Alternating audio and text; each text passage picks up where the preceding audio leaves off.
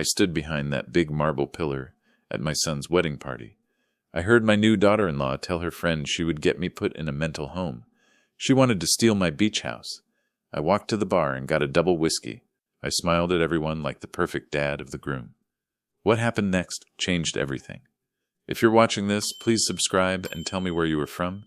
This story will get very crazy. My hands shook so bad the whiskey almost spilled. The cold marble felt like ice against my back. I closed my eyes and saw Maria, my wife, laughing on that beach 30 years ago, her hair flying in the wind, her hand holding mine as we watched little Ethan splash in the waves. That house wasn't just wood and sand, it was our heart. And Sarah wanted to rip it out. The big room at the Grandview Resort looked perfect, white roses everywhere, pretty lights hanging from the ceiling, and 200 guests having fun. My son Ethan looked nice in his blue suit. At 63, I should have been happy. Instead, I was hiding and listening to my new daughter-in-law. The plan is easy, Sarah whispered to her friend. She held her champagne glass. We wait 6 months, maybe a year. We write down everything. When he forgets names, when he says the same story again, when he seems confused, then we get him checked. Isn't that mean? Her friend asked. Sarah laughed. He's 63 and alone in that big house. It's actually kind. Plus, Ethan deserves that beach house after everything. My breath stopped. Alone? I wasn't alone. Maria was gone, but her voice was still in my head. Protect our boy, Robbie, she'd said on her last day. He'll need you. And now Sarah was twisting that love into a weapon. How could Ethan not see it? Was he blind? Or did he just not care anymore? My blood got cold. The beach house. The one my late wife Maria and I bought 30 years ago. The place where Ethan learned to surf. Where we spent every summer. Where Maria asked me to marry her 45 years ago. I remembered the exact spot on the porch swing. The smell of salt air. Her nervous smile. Say yes, Robbie, she'd whispered. Make me the happiest woman. I said yes 1,000 times in my head right then. But now Sarah wanted to steal that memory. She wanted to erase Maria completely. I stepped back from the pillar, my heart beating fast. Sarah saw me across the room and waved, that perfect smile on her face. I waved back because that's what dads do at their son's wedding. We smile and pretend everything is good. But let me tell you about pretending. I've had 63 years of practice. Pretending when Maria got sick. Pretending I wasn't scared when Ethan had his first fever. Pretending money wasn't tight after she died. But this felt different. This felt like Sarah was building a trap, and Ethan was helping her lay the sticks. Why? What did she have on him? Ethan came to me, loosening his tie. Dad, you look pale. Are you okay? Just tired. Son, it's been a long day. Well, Sarah wants to talk to you about Christmas plans. She has ideas about family traditions. I bet she does. How nice. We'll talk later. Ethan squeezed my shoulder and went back to his bride. I watched him go. I remembered the little boy who built sandcastles with me, who cried when he got hurt, who promised he'd always take care of his dad. That little boy was gone. Now stood a 32-year-old man who had spent the last 6 months choosing a woman he'd known for 8 months, over the father who raised him alone after his mom died. Where did I go wrong? Was it letting him live rent-free? Was it not saying no enough? Or was Sarah just that good at stealing sons? I walked to the bar and got that double whiskey. The bartender looked surprised. Rough day? He asked. You could say that. Tell me, do you believe in karma? He laughed. In my job, sir, I've seen enough to believe in everything. Good answer. I finished my whiskey and put the glass down because I felt like karma was coming back. But would it come fast enough? Sarah was already writing her story. She'd make me the bad guy, the crazy old dad, and Ethan would believe her, unless I did something first. But what? Run? Hide? No, I had to fight. But how do you fight a ghost? Sarah wasn't real. She was a mask. 3 months earlier, Ethan brought Sarah home for the first time. She was pretty with blonde hair. She smiled like she could sell ice to penguins. Dad, this is Sarah, Ethan said, looking very happy. Sarah, this is my father, Robert, but everyone calls him Robbie. Mr. Cooper, Sarah said, giving me a tight hug. Ethan has told me so much about you. I've wanted to meet the man who raised such a great man.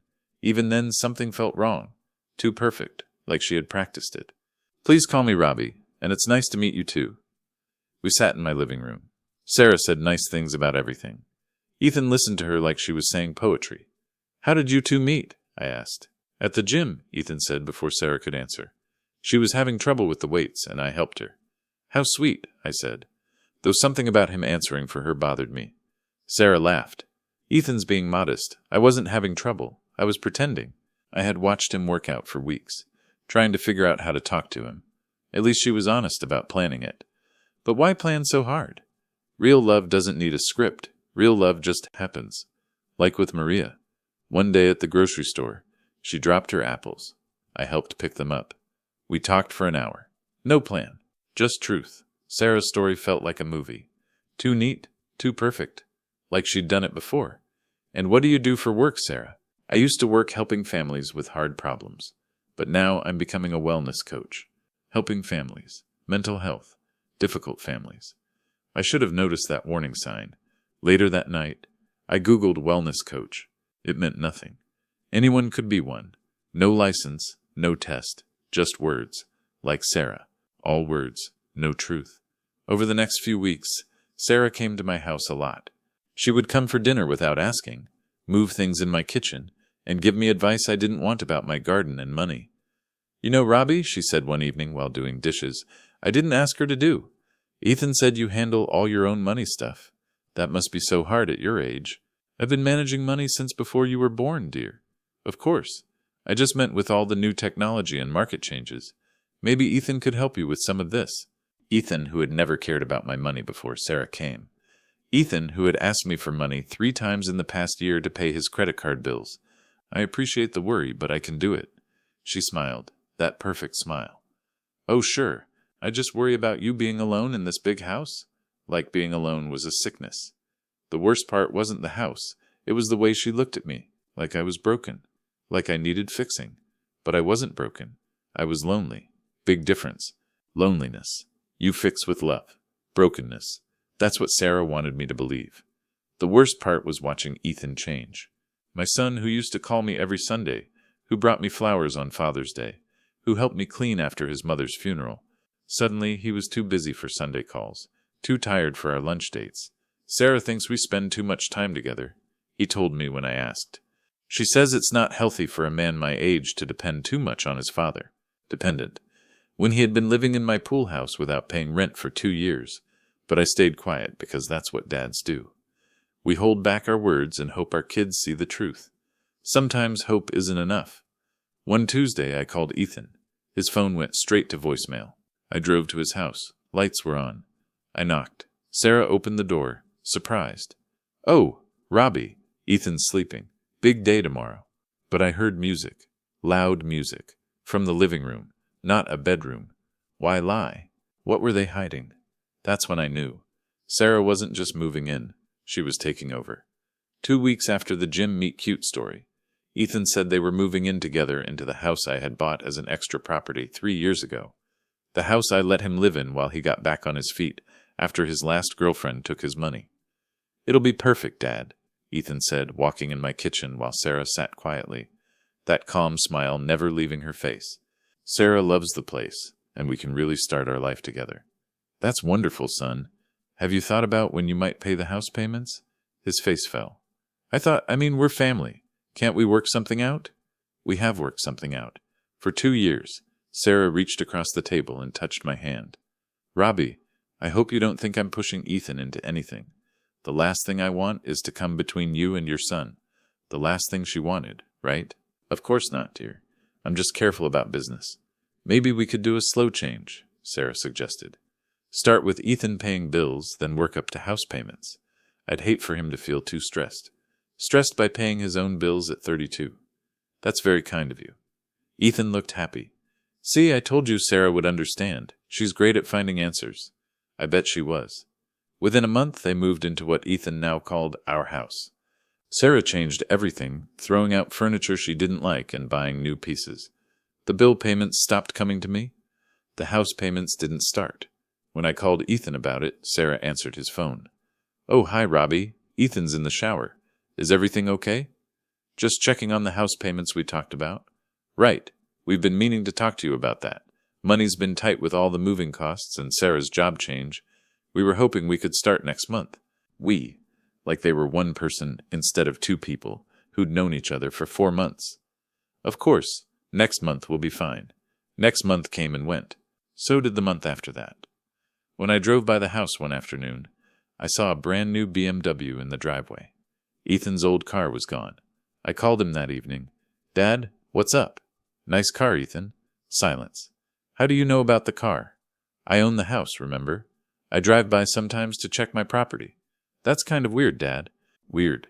Checking on property I owned was weird." "Sarah needed good transportation for her new business," he continued. "We got a good deal." "How nice." "Speaking of deals, when might you start helping with the house payments?" "Look, Dad, we need to talk." Sarah thinks, Sarah. Well, we both think you're being too controlling about the money stuff. Controlling for wanting my 32-year-old son to pay his own bills. I see. It's just that you use the house as power, like you're holding it over our heads. Sarah says that's not healthy family stuff.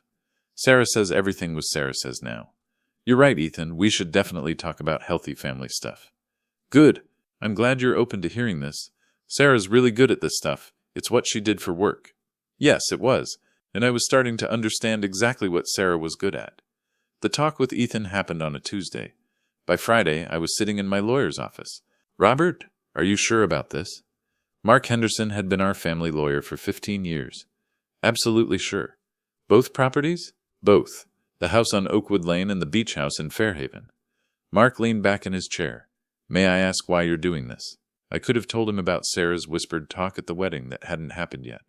I could have explained about the BMW and the unpaid bills and the way my son now talked to me like I was a problem. Instead, I said, I'm 63 years old, Mark. I want to make my money matters simpler. These are important things, Robert. The beach house alone is worth over $2 million, which is why I want them sold properly, quietly. Mark nodded slowly.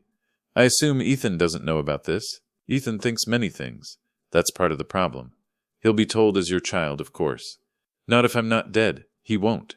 Both properties are in my name alone. I can do whatever I want with them. Legally, yes. But Robert, think about what this means for your family. I thought about Sarah's laugh when she told her friend about having me put away. I thought about Ethan calling me controlling for expecting him to pay his own house payment. I thought about 40 years of giving for a child who now saw me as a problem to his happiness. Mark, what do you think about people who bite the hand that feeds them? I think they shouldn't be surprised when the feeding stops. Exactly. How long for the sales to go through?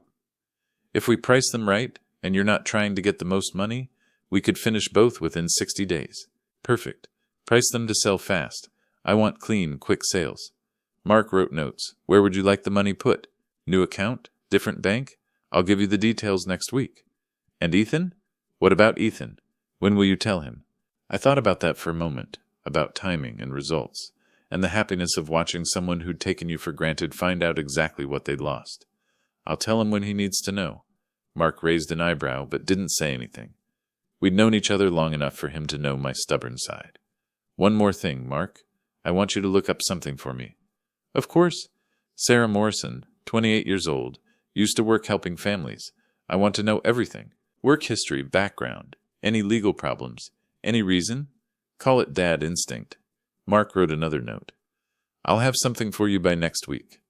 I left his office feeling better than I had in months. Not because I was selling the properties. Those sales would hurt, especially the beach house, but because I was finally doing something instead of just reacting. Sarah wanted to play games with a helpless old man. She was about to learn I wasn't nearly as helpless as she thought. The next week felt like walking on eggshells. Every time Ethan called, I wondered if Sarah was listening. Every time Sarah smiled at me, I wondered if she knew I was watching. Then Mark called. His voice was tight. Robert, you need to see this now. In his office, he slid papers across the desk. Sarah Morrison. Arrest record. Fraud. Elder abuse. 3 states. 3 victims. All alone. All rich. All tricked by a pretty smile and a story about helping. My hands didn't shake this time. They felt strong. I finally had proof. Sarah wasn't just greedy. She was dangerous. And she was after me. The call came on a Thursday morning in October. Ethan's voice was higher than usual, tight with worry. Dad, we need to talk now. Good morning to you too, son. How are you? Just can you come over? Sarah's at work. So we can talk privately. Interesting. Privately meant without Sarah watching. I'll be right there. I drove to Oakwood Lane slowly, enjoying what I knew would be my last visit to the house as its owner. The BMW was gone from the driveway, but Ethan's new truck sat shiny in the morning sun. Ethan opened the door before I could knock. His hair was messy, his shirt wrinkled like he'd slept in it. "We got a notice," he said right away. "The house is being sold. They want us out in 30 days. How strange. Who's selling it?" "Very funny, Dad. You know exactly who's selling it." I walked past him into the living room. Sarah had changed everything again since my last visit. Everything was white and gray now, clean as a hospital. "I'm afraid I don't understand your tone, Ethan. Cut the act. You sold our house. I sold my house. There's a difference." Ethan stared at me like I had two heads. "This is our home. Dad, we've been living here for months. We've built a life here, on my money. We were going to start paying the house payment. We just needed more time. 6 months wasn't enough time. We had costs. The wedding, Sarah's business startup costs. The cars, plural. How many cars do 2 people need, Ethan?" He ran his hands through his hair. "That's not the point. The point is, you can't just kick us out without warning." "Actually, I can. Check your lease agreement." "What lease agreement?" I pulled the paper from my purse. "The one you signed when you moved in. 30 days notice for ending. Mark had you sign it, remember?" Ethan's face went pale as he read. "I thought this was just paperwork. Family stuff. All contracts are formalities until someone breaks them. You stopped paying rent after the first month. You bought expensive cars while not paying me for bills. And according to what I found, Sarah's been telling people she owns this house." That last part was a guess. But the way Ethan's eyes moved told me I was right.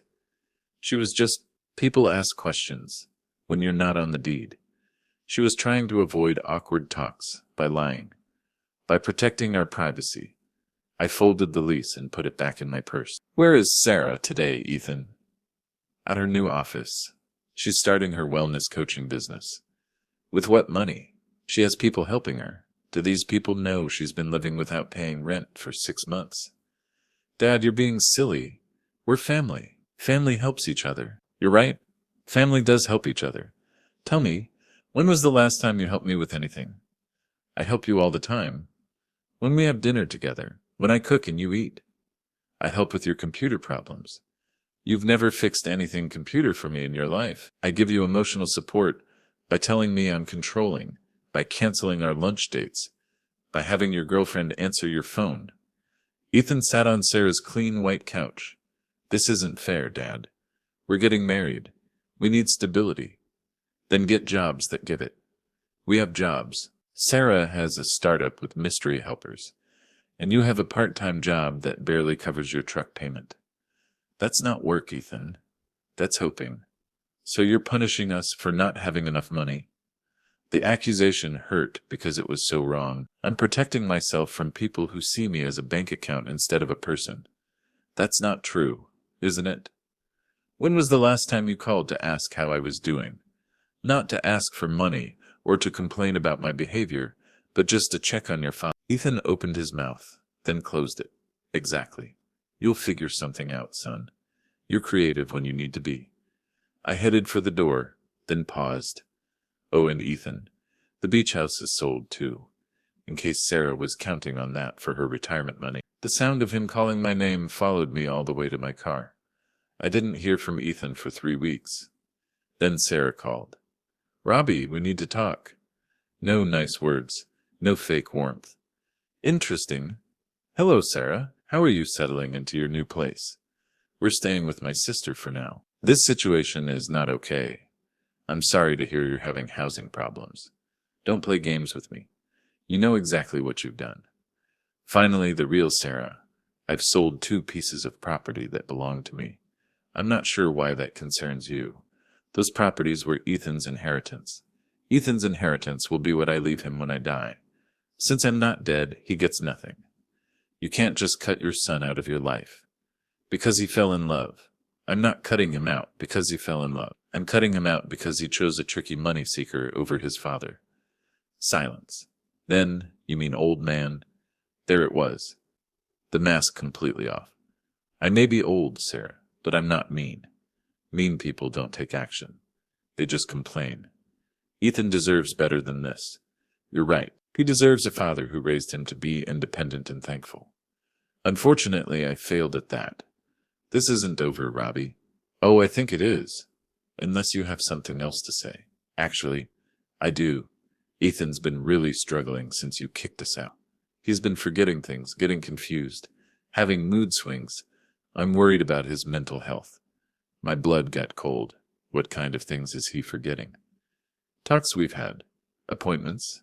Where he put things yesterday, he couldn't remember how to get to the grocery store we've been shopping at for months. That's concerning. Have you suggested he see a doctor? I think the whole family needs professional help. This situation between you two isn't healthy, Robbie. The way you're pushing him away, controlling him with money. It's textbook emotional abuse. Is it now? I deal with these situations professionally. I know the signs, and what do you recommend? Family therapy with someone who knows about older people and family problems. Older people, like I was some confused old person who needed managing. That's very thoughtful of you, Sarah. I'll think about it. Good. I'll send you some names. Doctors who really understand the complexities of aging and family relationships. I'm sure you will. After I hung up, I sat in my kitchen for a long time thinking about chess games and smart moves. Sarah was setting up her pieces, building a story, confused son, pushed away by controlling father, older person abuse, mental health concerns. She was good, very good, but she'd made one big mistake. She'd warned me what was coming. Now I knew her game. She'd done this before. She'd make Ethan look sick. Then she'd make me look crazy for causing it. Then she'd take everything. But I had her playbook, and I had Mark, and Mark had Detective Sanchez. Time to set my own trap. The meeting happened on a Tuesday morning in November. I was making coffee when I heard cars in my driveway. Through the window I saw Ethan's truck, a car I didn't recognize, and a white van. The doorbell rang. Ethan stood on my porch with Sarah, a woman in nurse clothes, and a man in a suit. Dad, we need to talk. Good morning, everyone. This is quite a crowd for Tuesday. The man in the suit stepped forward. Mr. Cooper, I am Dr. Evans from Tranquil Meadows Wellness Center. Your family has told us they're worried about you. How thoughtful of them. Sarah moved closer. Robbie, we're here because we love you. Ethan told Dr. Evans about the worrying behaviors you've been showing, such as... Ethan wouldn't look at me. The property sales, Dad, selling big things without any good reason, making quick money decisions. I see. And this worries you because it's not normal. Ethan's voice broke. You sold our homes, Dad. You left us with nowhere to live.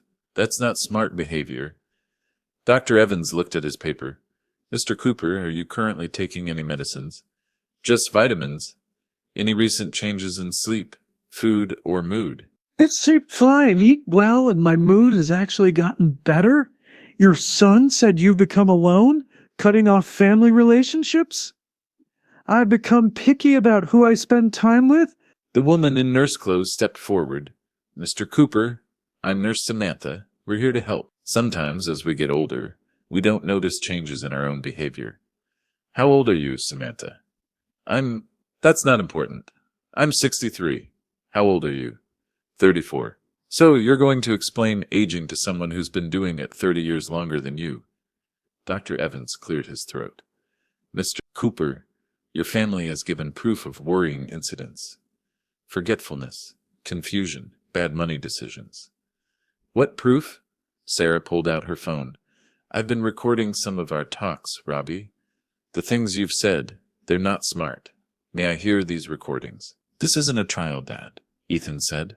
We're trying to help you by surprising me with strangers, by getting you the help you need.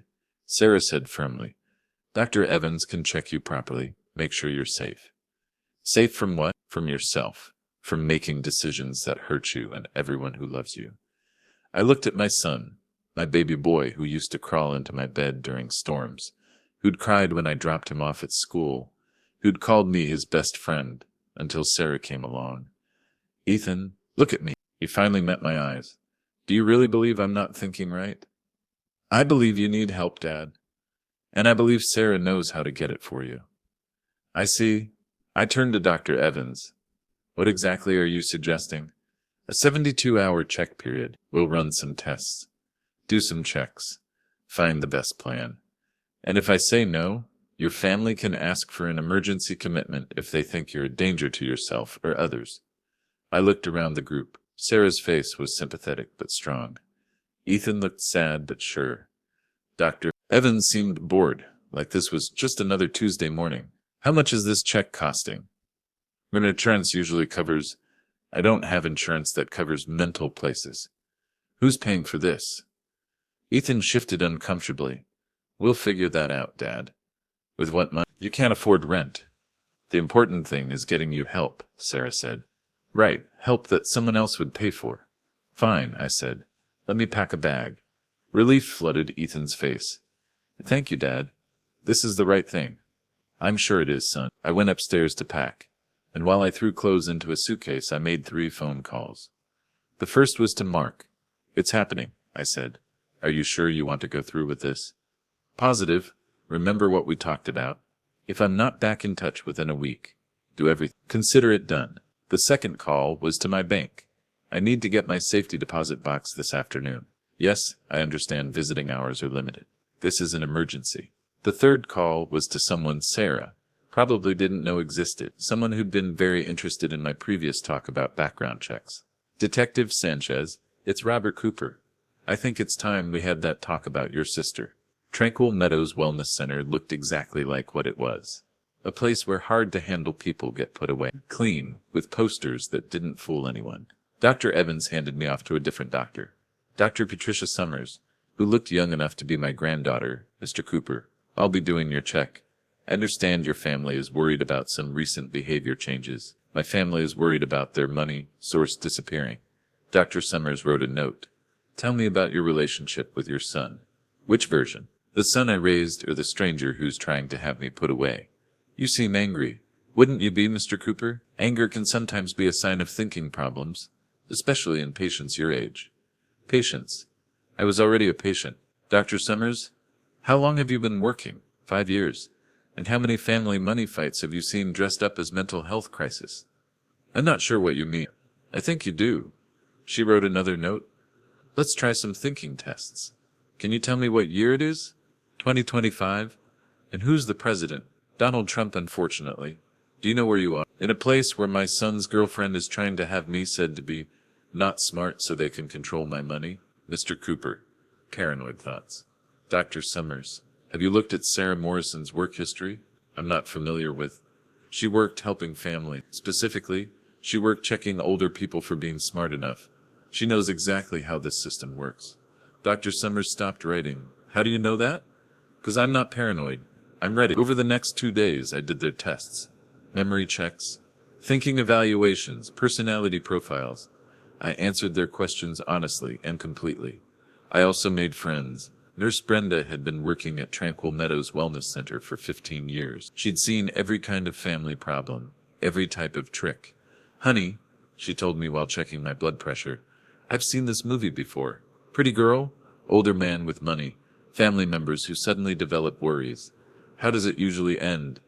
Depends on how smart the person is. Most of the time, families get what they want. Old person gets medicine to make them agree. Money gets moved around. Most of the time, Brenda, she smiled. Sometimes the old person turns out to be smarter than everyone thought. Hypothetically, what would a smart, old person do? Hypothetically, she'd write down everything. Every talk, every test, every meeting. She'd ask for copies of her medical records. She'd make sure someone outside knew exactly what was happening. Smart advice. I've got 30 years until retirement, Mr. Cooper. I see a lot of unfairness and I can't fix most of it. But sometimes I can help the right person fix themselves. On my 3rd day, Brenda brought me a manila envelope. This came for you. Legal mail. Inside was everything Mark had promised, Sarah's complete work history, including 3 previous jobs that had ended with claims of older person abuse, 2 civil suits that had been quietly settled, and most importantly, a criminal background check that showed a crime for fraud in Nevada 5 years ago. There was also a handwritten note from Detective Sanchez. Mr. Cooper, Sarah is my half-sister. I've been trying to build a case against her for years. Your situation might be exactly what we need. Call me when you get out. I folded the papers carefully and handed them to Brenda. Would you mind keeping these safe for me? Of course, hypothetically speaking. When might you need them back? Tomorrow morning. I have a feeling I'm about to be said to be smart. Brenda smiled. Funny how that works. Dr. Summers gave the news with obvious unhappiness. Mr. Owen and Cooper, I've finished your check. While you show signs of stress and some worrying decision-making patterns, I don't see evidence of thinking problems or mental illness that would need continued treatment. How surprising. However, I do think family counseling would be helpful. The situation between you and your son seems complex. I'm sure it does. Your son and Sarah here to take you home. Home to the house. Sarah probably thought she was about to get. Ethan hugged me in the lobby, but it felt forced, like acting. I'm so glad you're okay, Dad. We were really worried. Were you? Sarah stood beside him, that perfect smile back in place. Welcome back, Robbie. I hope you're feeling better. Much better. Thank you. In Ethan's truck, Sarah turned to face me from the front seat. Robbie, I think we all learned something from this experience. Talking is so important in families. I couldn't agree more. I was thinking, maybe we could have dinner tonight. Start fresh. That sounds lovely. Why don't you both come to my house around 7? Ethan glanced at Sarah. Are you sure you're up for cooking? Oh, I won't be cooking. I'm ordering in from that new place downtown. Great, Sarah said. We'll bring wine. Perfect. They dropped me off at my house with promises to see me soon. I waved from my porch until they drove away, then went inside and made phone calls. The first was to Detective Sanchez. I'm out. When can we meet? How about right now? I'll bring backup. The second was to Mark. Do everything tonight. Are you sure? Absolutely. And Mark, make sure the process server knows they'll be at my house at 7. The third was to Brenda at Tranquil Meadows Wellness Center. I need copies of everything from my file, 80 note, every test result, every conversation, already copied and sealed. I'll drop them by this afternoon. The fourth was to the catering company downtown. I need dinner for 8 people delivered at 6:30. Something nice. Money's no object. I spent the afternoon looking at papers and getting ready. At 6:30, enough food for a small army arrived. At 6:45, Detective Sanchez and 2 other officers pulled into my driveway in unmarked cars. At 7:00 exactly, Ethan and Sarah knocked on my door. Come in, I called. There are some people I'd like you to meet. The look on Sarah's face when she saw Detective Sanchez was worth every penny this had cost me. Hello, Jess, he said. Been a while? Ethan looked confused. Dad, what's going on? Who are these people? Ethan, meet Detective Sanchez, Sarah's half-brother. Sarah's perfect calm broke. Frank, what are you doing here? My job, Detective Sanchez replied. Mr. Cooper, would you like to tell them, or should I? I'll handle it. I turned to Ethan. Sarah has done this before. 3 times that we know of. She picks men with rich family members, tricks them into cutting off their families, then makes up mental health problems to get control of money. That's ridiculous, Ethan said, but his voice didn't sound sure. Is it, Detective Sanchez, would you share what you found? Sarah Morrison, also known as Sarah Bills and Sarah Martinez, has been looked at for older person fraud in 3 states. She was found guilty in Nevada 5 years ago for taking an 80-year-old man's pension money. Ethan stared at Sarah. Is that true? It's complicated, Sarah said. That case was... There were misunderstandings. What about Elizabeth Henderson in Arizona? Detective Sanchez continued. 83 years old, put in a facility after her nephew's girlfriend convinced him his aunt wasn't smart. The aunt who died in that facility 3 months later after signing over her money. That was different, Sarah whispered. Or Frank Peterson in Colorado, 76. Alone from his family, put in a facility after his son's girlfriend wrote down his declining mental state. He's still in a facility, by the way. Been there 2 years. Ethan sank into my couch. This can't be real. I'm afraid it is, son. I sat beside him. The engagement ring she's wearing, it belonged to Elizabeth Henderson. Sarah kept it as a prize. Sarah's hand automatically went to the ring. You don't understand. These people were being taken advantage of by their families. I was protecting them by stealing their money, by making sure they got proper care in places where they died alone while you spent their life savings. Ethan looked at the ring on Sarah's finger, then at his girlfriend of 8 months. How long have you been planning this? Planning what? Ethan, you're letting your father poison your mind against me. He looked into me, didn't he? I asked Detective Sanchez before she met Ethan. We found lots of files on your family, Mr. Cooper. Money records, property ownership, your wife's death notice. Ethan's work history. She knew exactly what she was walking into. Ethan stood up slowly. You targeted me. This whole relationship, you targeted my family. I love you, you love my inheritance. That's not true. Detective Sanchez stepped forward. Sarah Morrison, you're under arrest for planning to commit fraud, making up medical papers, and older person abuse. As he read her rights, Sarah finally dropped the act completely. You think you've won? She growled at me. Your son will never forgive you for this. You've destroyed his life just to prove you're smarter than me. No, I said quietly. I've saved his life and my own. Ethan watched silently as they led Sarah away. When the police cars disappeared, he turned to me. Dad, I am so sorry. I know you are, son. How can you ever forgive me? I thought about that question for a long moment. About trust and betrayal. About love and disappointment. About the difference between forgiving and forgetting. Ethan, I forgave you the moment you realized what had happened. But forgiveness doesn't mean pretending this didn't hurt. I understand. Do you? Because I need to know that you understand how close we came to losing everything. Not just money. Everything. Ethan nodded, tears in his eyes. She almost destroyed us. Yes, she did. And you helped her. I thought I was protecting her from you. She made me believe, God, Dad, she made me believe you were the problem. That's what people like Sarah do.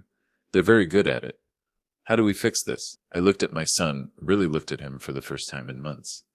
He looked older, tired, like he'd been carrying a weight he was finally able to put down. We start over, slowly, with honesty, and the houses are sold. I'm keeping the money. Ethan winced but nodded. I deserve that. Yes, you do. But Ethan, yeah? When you're ready to rebuild your life, your real life, not some dream Sarah sold you, I'll be here to help. Why? Because despite everything, you're still my son. And dads don't give up on their children, even when their children give up on them. 6 months later, I was sitting on the deck of my new beachfront condo, watching the sunset paint the Pacific in shades of gold and pink. The place was smaller than the house I'd sold, but it was mine, and it was peaceful. Ethan had called that morning to tell me about his new job, real work this time, with a steady pay and health insurance. He'd moved into a small apartment, was seeing a counselor, and had started paying back the money Sarah had spent using his credit cards. I'm proud of you, I'd told him. I'm trying, Dad. I'm really trying. I know you are. We had dinner once a month now. Awkward at first, but getting easier. Trust would take time to rebuild, but we were working on it. Sarah had been sentenced to 5 years in federal prison. Detective Sanchez said it should have been longer, but deals are part of the system. She'd also been told to pay back money to her previous victims, though most of them would never get their money back. The best part was hearing that Frank Peterson had been let out of his facility and reunited with his family. Sometimes justice comes slowly, but it comes. My phone buzzed. A text from a number I didn't recognize. Mr. Cooper, this is Laura Thompson.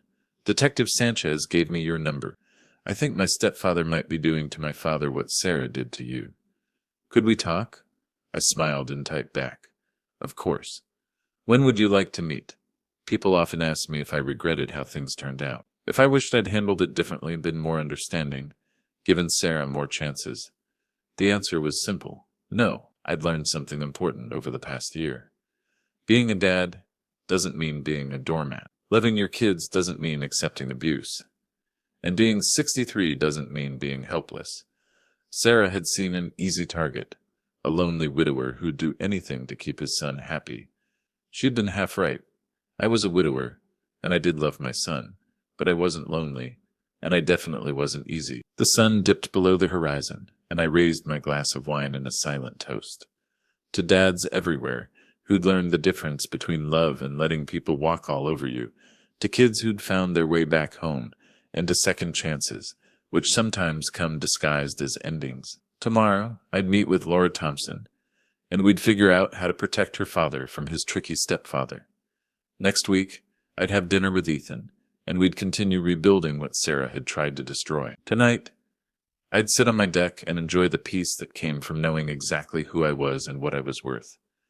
Being a dad means loving without conditions, but it also means knowing when to stop feeding the hand that bites you. Some lessons are worth learning, no matter how much they cost. Thanks for listening.